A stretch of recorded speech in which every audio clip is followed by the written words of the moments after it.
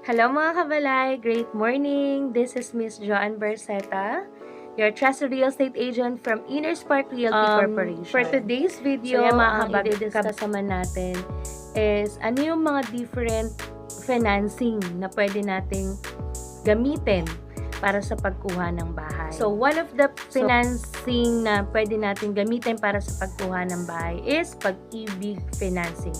Kung ikaw ay empleyado, isa yan sa iyong mga benepisyo na magkaroon ng sariling bahay through pag-ibig financing.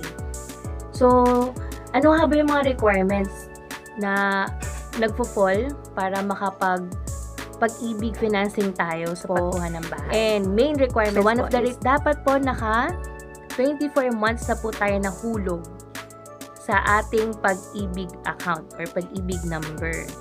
So, when you say 24 months, kasi yung ibang mga empleyado, hindi lang naman sa isang employer nagtatrabaho. Di ba may mga different employer kayo na pinapasukan? So, okay lang yon as long as po na pag kinonsolidate po lahat ng mga hulog is naka 24 months na po tayo. And during na kumukuha po kayo ng bahay, kailangan po active yung pag-ibig po natin. Kasi yun po yung requirements natin sa pag-ibig financing. Kahit na kumukuha po tayo ng pabahay. Marami po nagtatanong sa akin na, paano po yan, Miss Joanne? Meron po kong existing salary loan or existing personal loan, calamity loan or maternity loan na hindi po related sa housing loan. Pwede pa rin po kayo na magkaroon or mag-finance sa pag-ibig sa housing loan kasi iba-iba po yung mga loans po natin sa pag-ibig na pwede po nating i-avail through pag-ibig, salary loan. So iba po yan sa housing loan. As long as na wala po kayong housing loan sa time na kukuha po kayo ng bahay, chances are you will be approved to get the pag-ibig financing sa kukunin nyo pong bahay.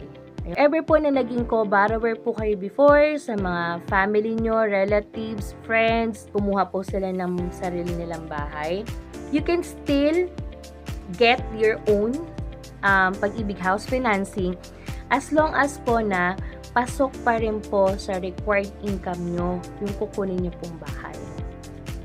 Hopefully, this video help you to decide to get your own dream house.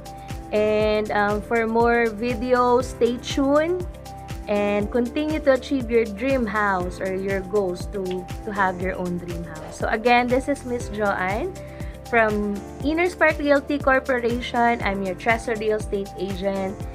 Thank you so much mga kabalay. See you sa next video.